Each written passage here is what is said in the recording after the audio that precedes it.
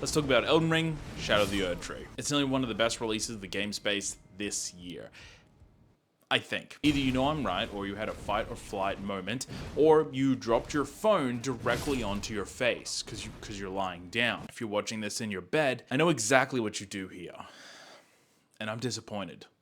Pop is sad. From what I can see online, there is two camps of thought. One is that the game is near perfect with some caveats, and the other one is that the game is way too hard, and it's literally just from software motorboating your sloppy cheeks. Here's the thing that will blow you away, is that neither of those are correct. It would be fair to believe that possibly what I'm going to say is subjective, but I believe it to be objective because I'm just like you. I am a casual Souls boy, and if you're not a casual Souls boy, then this is the take of a casual Souls boy. I'm not doing no hit runs, I'm not min-maxing for particular performance or using abstract weapons or doing no summons.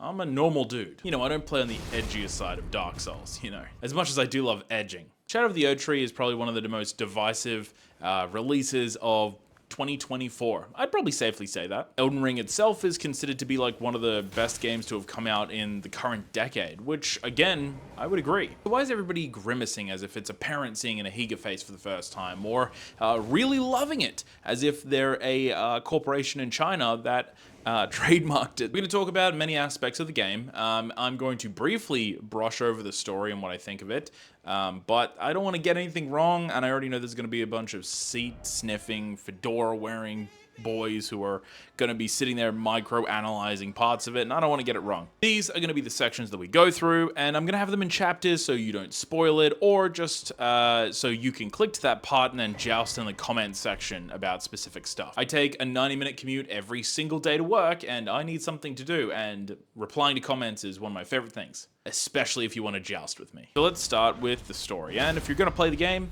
maybe not watch this part, but I don't think it's going to affect your experience, to be honest. You and other NPCs have been shepherded to the Shadowlands in the chase for the behest of kind Mikola, as many people call him in the game. Mikola is a guy, just so we are all on the same page. That is a dude. But good news for anime fans and Dr. Disrespect, he is cursed with eternal childhood, so safe to go. Many of which are looking for said demigod, and in all honesty, the story is pretty fantastic, but I would say it's not really as in-depth as I would have liked, or at very least it wasn't as satisfying as a finish as I thought it would be. And I hate when I'm not satisfied when I finish. Because as the late Bruce Green would say, we get it and that's it. Because most Souls-like games aren't linear when it comes to the NPC storylines. Solaire of Astora and Sigmire of Katarina being NPCs that could have their stories completely just negated and or stopped at any point of intersection where you weren't following the express requirements to progress them all the way to the end. In the case of the DLC or expansion, as we'll talk about later, most NPCs all pretty much have the same goal. It is to find kind Mikola. That's pretty much most of their goals. And I know some people are going to talk about patches as far as like NPCs go, but since he kind of transcends all the Souls-like games, I'm pretty happy to leave him out. Not to mention he's on the expansion, so let's just push him to the side. Deep down in the demented pit that I call my digestive tract, I would say that Igor is the greatest NPC in Elden Ring, hands down. Possibly in the Dark Souls series. I have never heard a NPC with such extreme levels of main protagonist.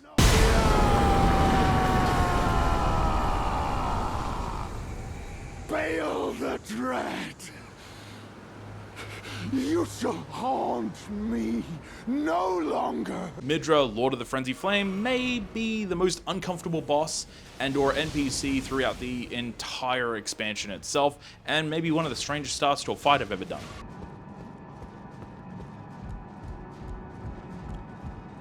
The depths of your foolishness.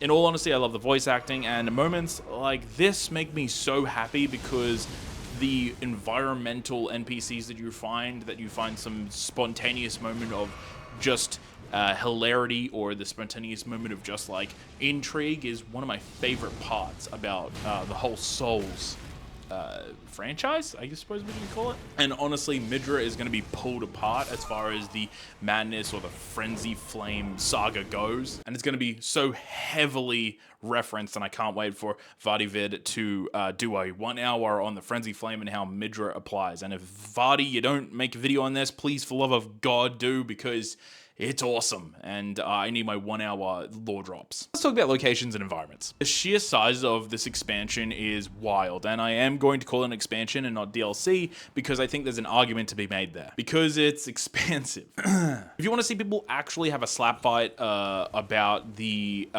differences between the DLC and expansion, you can go check it out in the link below. I found a Reddit post which was just boring, but the reason why I say it like this is because I believe that an expansion adds a lot. It expands to the game originally, and there is lore that is explained here. There is interesting NPCs that have that a part of it, and there's also environmental storytelling that absolutely applies to it as well. I don't even know if I said that correctly, but I can't be bothered doing another take, so that sounds...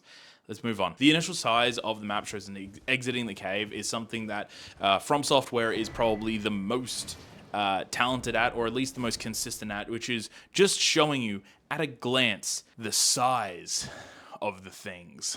God damn, are they good at that size. You can take just a step to the right and just see an expansive mountain range which shows you the jagged mountains, and you can see locations you can go. And it's one thing that I've just never stopped being blown away from in a From Software game, is I just know that I'm going to have a moment of like, Jesus Christ. And if you squint to the right, you can just probably see Igor in the distance. Igor's my best boy. There's no lack of expansive scapes or environments to explore within this game, but I'm gonna do some hot mentions, because if baby wants some milk, if baby wants some hot tartar, you would. I'm sorry. The Abyssal Woods is maybe one of the biggest moments in this game, or in pretty much any From Software game, where I've had like the most severe level of whiplash I've ever had, where you're in a scenario where you go to ride into the woods of the Abyssal Woods, and it feels like this huge place to ride in, and you just can't.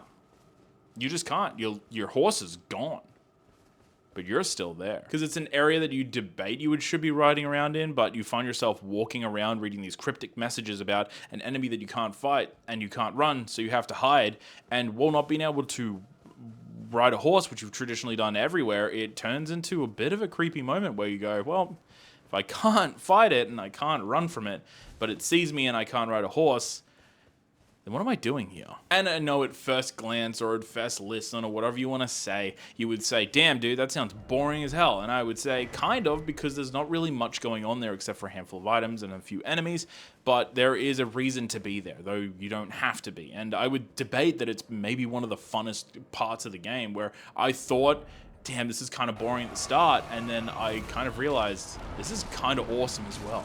What about the Shaman Village, the Jagged Peak, Charo's Hidden Grave, or the Cerulean Coast? The game nearly has everything I would like to explore and enjoy across the board, and I was never not shocked by it. But never been shocked. Let's talk about the enemies. There was a fair few unique enemies in this game, and I kind of expected it, right? Like, I don't feel like you could do an expansion and not have unique enemies. I feel like you're doing yourself and also your player base a disservice? Yeah, I was about to say dishonored, I don't know. Skin Men, or the Pot People, which is a sad story. You have your Fire Giants, which are these big wicker baskets, essentially, that are on fire, that helped Mesmer fight a holy war in the Shadowlands, or the Fly Men, who were just eating poop. I just think they're eating poop.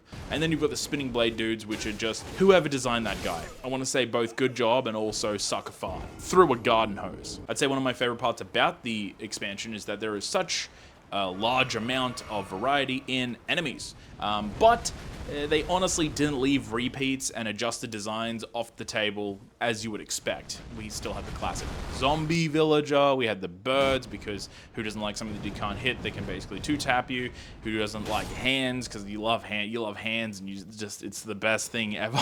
And then there's dogs, because who doesn't like the dogs? The dogs are so good, and I could not truly tell you how much I just detest. I detest the dogs so much. The combination of environments, the varied enemies, it gives a sort of Einzigartig to the overall experience within the game. That was German, and I probably mispronounced it. Even if sometimes I did turn to myself and I go, well, another soldier. There are multiple moments where I'm kind of taken back by an enemy, learning their habits and their movements and their styles, and then maximizing the fight, and then only to all then be swiftly upon the same thing and say, oh cool, I found this old enemy. I've fought them 1,000 times, but that's cool. That's okay. For instance, there's these weird troll dudes that like, I think they're called Blood Fiends. They have also an awesome environmental storyline told behind them about what exactly they are, and even have their own town, which is like super gross. I can't judge From Software from pulling a classic off the table and saying, but what if they were shadows? So let's talk about what everybody is thinking about. Let's talk about bosses. There is a fair few mini bosses in this game as much as there is main bosses. You have your classic crypt guys at the bottom of a copy-pasted dungeon from the original game, just as much as you have dragons and varied attacks located in large points of play. You know what I mean? Like, it's the same thing for just a few things. If you were seriously thinking about playing this game and you don't want any spoilers, I would highly suggest pausing the video and going in and playing the entire thing, which is like 35 hours worth of gameplay, or not watching the rest of the video or skipping past the bosses. But I don't know. I was going to make a joke about engagement, but you do you, boo. One of the most consistent bosses you'll see online is Relana, which isn't much to be surprised. And honestly, it's nothing more than a dancer-esque soldier fighting with two swords, fire and ice and magic and blah, blah, blah, blah, blah. Shockingly, the opposite of Dark Souls 2, but also kind of the same as a Dark Souls 3 boss, only you can actually tell where their hitboxes are, and they don't have 45 delayed attacks. You have Mesmer, who is one of the most feared or struggled, insanely difficult bosses you could have ever imagined, and actually worked out to be kind of easy on the second phase once I had worked it out. These are just a couple of examples of cool or known bosses within the game, both being main bosses that are required to be killed. I think. Somebody correct me if I'm wrong. Anyway, here's...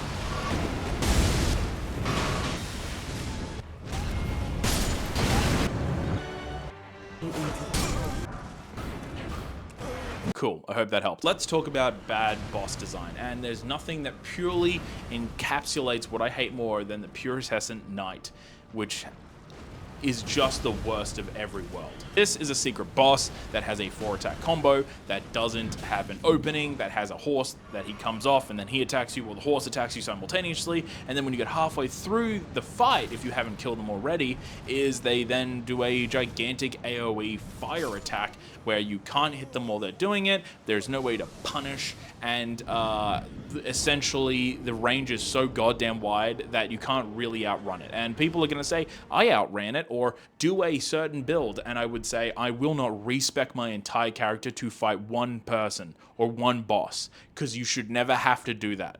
And it's one of my pet peeves about people who feel the need to talk about shit bosses and talk about how, well, you should just change your entire build and get this weapon and then fully upgrade it to this.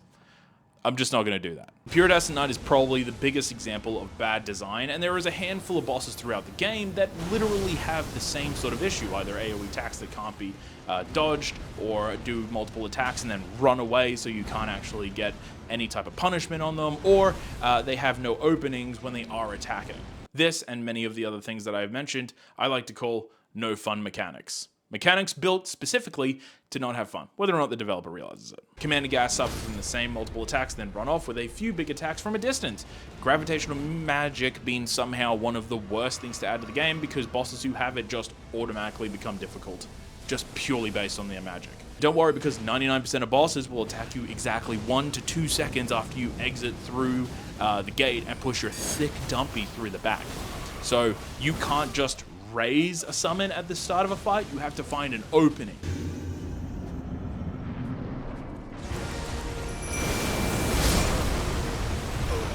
Which is so stupid. All of the above relates to the final boss, Radahn.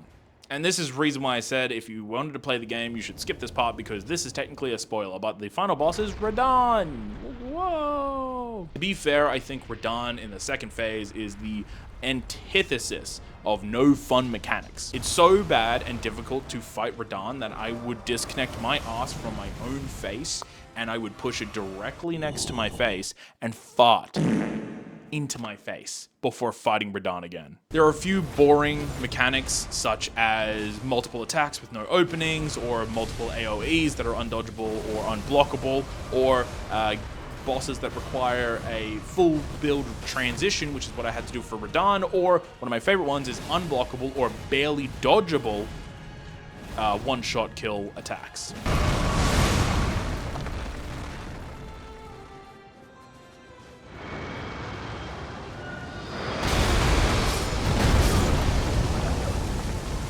Which unfortunately dissipates any skill set, and it turns into you having to become the top 1% player that's able to min-max your ability to dodge and or block or parry. And it's one of the things that I've found to be the most difficult within Elden Ring itself, is that I feel like constantly I was trying to, within the expansion, switch up my gameplay for Radahn. And Radahn wasn't a difficult fight. Radahn is a redonkulous fight. It's redonkulous. I didn't write that down. It's staying so bad. But on a positive note, Midra, the Lord of Frenzy, is maybe one of my favorite bosses from the entire expansion. One of the few moments in a Souls game where I actively winced during their cinematic, because it is horrifying. Not to mention, I am always a fan of fighting a Madness build or a Madness-based boss or a Madness-based character, because Madness, to me, is one of the most underrated, or should I better say, underutilized and ineffective elements From Software's ever created. Seriously, From Software, why the hell would you create such a cool concept only for it to only affect humanoids, which most bosses aren't affected by Madness, even humanoid-based bosses, and only make it so it fits within the context of PvP, which nobody's going to use because there's 5 million spells that just cover everything.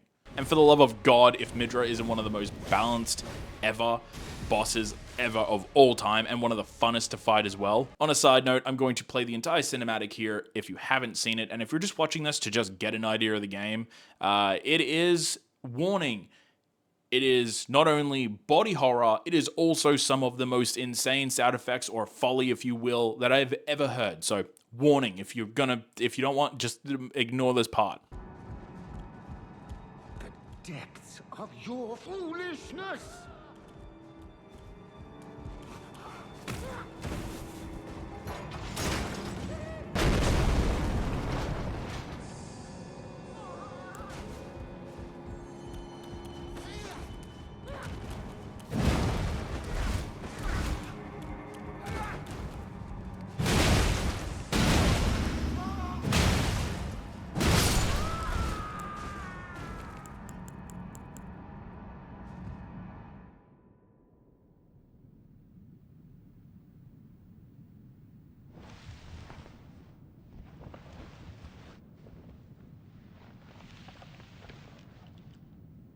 Enough. I have endured more than enough.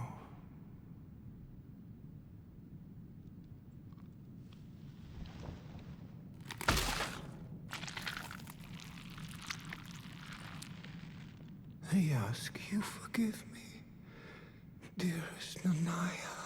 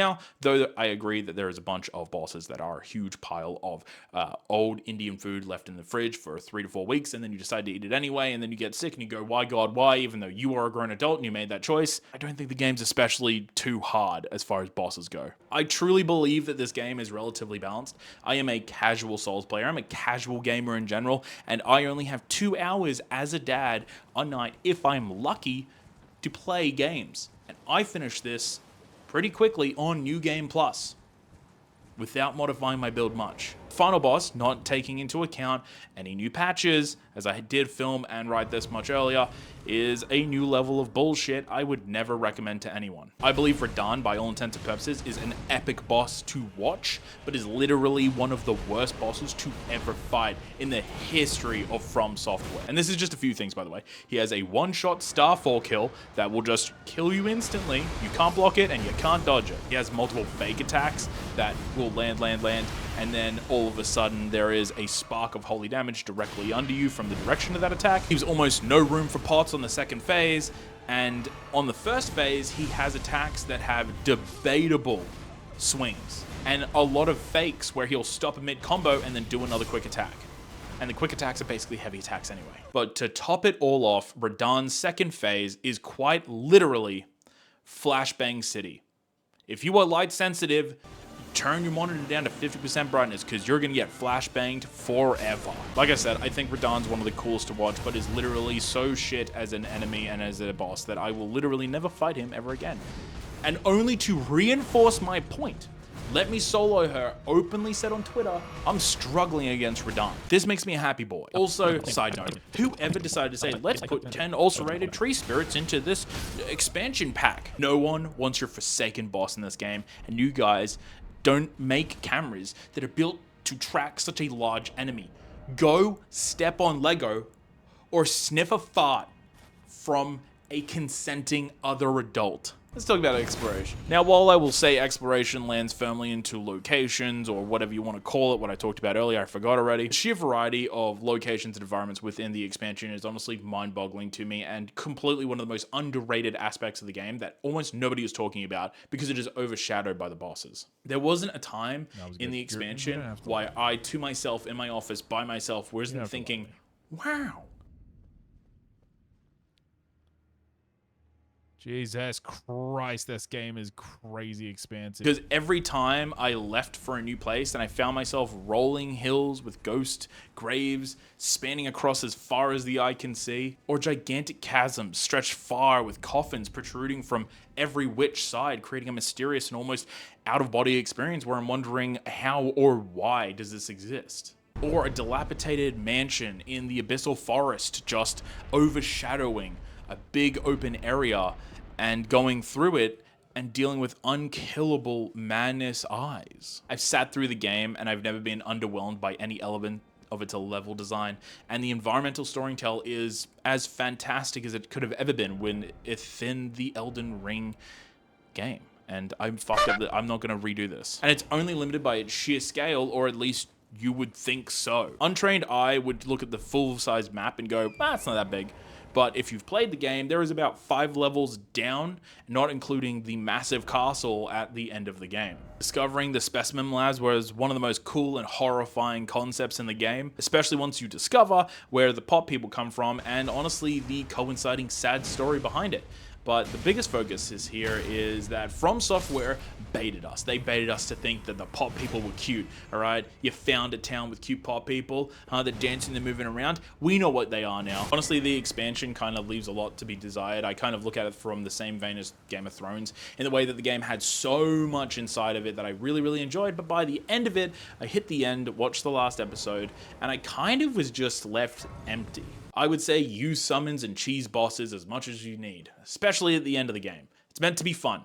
It's not meant to be a problem. Enjoy parts of the game that allow you to explore and enjoy the environmental storytelling. Enjoy the journey, much less than the destination. The visuals are absolutely fantastic and, as always, are delightful and dreadful simultaneously. To the graves of the endless fields and as the desolate towns in the middle of the main roads to the dead great dragon, the game's journey is phenomenal. Much like many journeys, though, the destination kind of trumps the journey, though. I like to think of it as the anticipation for KFC.